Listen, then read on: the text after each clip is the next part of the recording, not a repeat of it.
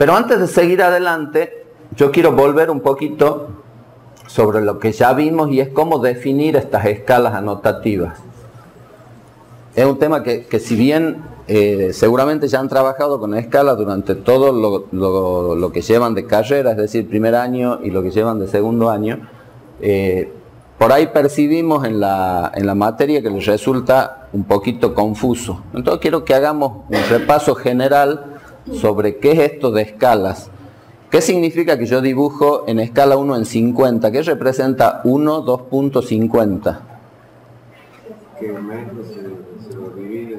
al metro se lo divide en 50, ¿no es cierto? 1 en 100 significa que al metro se lo divide en 100. Cuanto más grande es el denominador de la fracción esa, es más chiquito el plano. Y cuanto más chico es más grande el plano. 1 en 1 es tamaño real, 1 en 2 es la mitad, 1 en 4 es la cuarta parte, 1 en 100 es la centésima parte.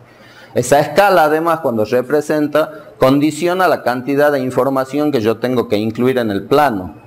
Y eso también es un problema cuando trabajamos con CAD, porque en CAD cuando estamos dibujando no dibujamos en escala. Estamos dibujando y lo podemos representar en cualquier escala. Entonces muchas veces yo dibujo un exceso de información para un plano que después voy a imprimir en 200. Digamos que tengo que hacer un esquema de partido arquitectónico para resolver un problema y tengo que entregar en taller esta tarde. No tiene sentido que yo dibuje el picaporte y la manija de una puerta si lo voy a representar en 200, ¿no es cierto? Entonces, si bien yo no trabajo en escala, la cantidad de información que vuelco en el plano está en función de la idea de escala que yo sé que voy a tener que dar salida. Si tengo que hacer un plano de detalle de carpintería, seguramente sí voy a tener que representar la ubicación de las pomelas o las bisagras y las manijas de la puerta. ¿Se entiende? Entonces, cuando nosotros creamos estas escalas anotativas que hemos tenido que hacer nosotros mismos porque las de AutoCAD no nos sirven, ¿qué hemos hecho? Hemos desplegado acá el botón de escala de anotación y hemos usado del menú que aparece la opción personalizado. Y eso me permite editar, modificar, suprimir, hacer toda la administración de las escalas que puedo utilizar en el dibujo. Entonces fíjense que está una escala 1 en 1 y está una serie de escalas que las hemos creado nosotros, ¿sí? La escala 1 en 20 me dice 1000 igual a 20, la escala 1 en 25, 1000 igual a 25, y le hemos dicho que esa relación entre unidades de dibujo y unidades en el papel la establecíamos con esa receta. Cada escala que creábamos poníamos que 1000 unidades de papel igual a la escala. Entonces si creábamos una nueva, por ejemplo no tenemos escala 1 en 125, decíamos que le podemos asignar un nombre a la escala y poníamos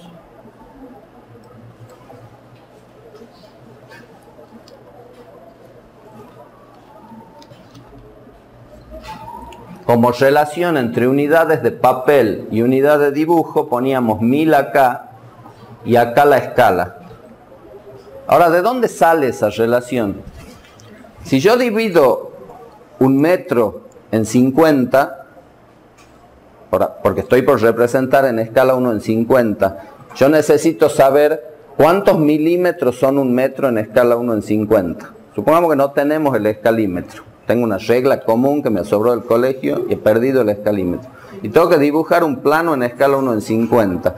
Y yo no sé cuánto es un metro en escala 1 en 50. ¿Qué es lo que hago? Si la escala 1 en 50, digo, divido el metro en 50 y eso me va a dar 0,02. 0,2 que es 0 metro, 0 decímetro, 2 centímetros. ¿Cuántos milímetros tienen 2 centímetros? Tiene 20 milímetros. Entonces de esa manera yo sé que en escala 1 en 50, con 20 milímetros representa un metro. ¿De acuerdo? Si quiero hacer en escala 1 en 25, hago 1000 dividido en 25 y eso me da 0,04. Esos son 4 centímetros. 4 centímetros tienen 40 milímetros. Yo sé que en escala 1 en 25, 40 milímetros es un metro. ¿Sí? Ahora les pregunto, ¿cuántos milímetros tiene el metro? 1000. Entonces, si yo reemplazo en la división, en vez de poner en metros el numerador, pongo 1000 y abajo la escala, obtengo directamente el resultado en milímetros. No tengo que estar haciendo conversión a decímetros, centímetros y metros. Si pongo 1000 dividido en 50, me da cuántos milímetros es el metro en escala 1 en 50. Si hago 1000 dividido en 100, me da cuántos milímetros es el metro en escala 1 en 100. Y si hago el 1000 dividido en 20, me da cuántos milímetros mide el metro en escala 1 en 20. ¿Se entiende? Entonces eso es lo que estoy haciendo acá.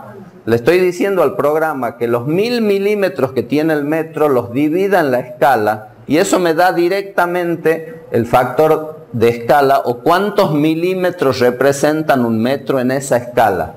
Entonces fíjense que acá 1 en 50 no dice que 20 milímetros es un metro, dice que 1000 milímetros lo tengo que dividir en 50. Estoy haciendo la operación, pero expresando el numerador de la fracción en milímetros en vez de metro, y me da directamente los milímetros necesarios para representar un metro en esa escala. ¿Se entiende? A mí me interesaba que ustedes sepan de dónde sale esta relación. Ahora la pueden utilizar como receta. Cualquier escala que se les ocurra. Por ahí hay una escala y unos escalímetros que se abren como abanico, que traen una escala que yo nunca he utilizado, que se llama 33 y un tercio. Es 1 en 33 y un tercio. Bueno, si ustedes quieren incluir esa escala, ponen 1000 y 33,33 y les va a dar el programa con total precisión cuántos milímetros son necesarios para representar en esa escala. De esa manera nosotros habíamos creado todas las escalas que hemos incluido en la plantilla. Dicho sea de paso, muchos no han incluido las escalas en la plantilla y era parte de la documentación que debe contener. Otros han incluido una o dos y otros no han borrado todas las de AutoCAD, que hemos dicho que conviene eliminarlas para no seleccionarlas por error porque no nos sirven esas escalas. Una vez que las tenemos creadas, fíjense que nosotros podemos seleccionarlas y ordenarlas. Por ejemplo, esta 125 que acabamos de crear está metida entre la escala 1 en 20 y 1 en 25. Yo puedo querer bajarla hasta debajo de 1 en 100 para que en el listado aparezcan ordenadas y me resulte más fácil ubicarla. Entonces, lo primero que tenemos que hacer para trabajar con anotaciones, con textos, cotas y símbolos anotativos en el plano, es tener definidas cuáles son esas escalas. Y para definirlas lo tenemos que hacer nosotros mismos para poder trabajar tranquilos en metros. Y el procedimiento para hacerlo es el que les acabo de describir.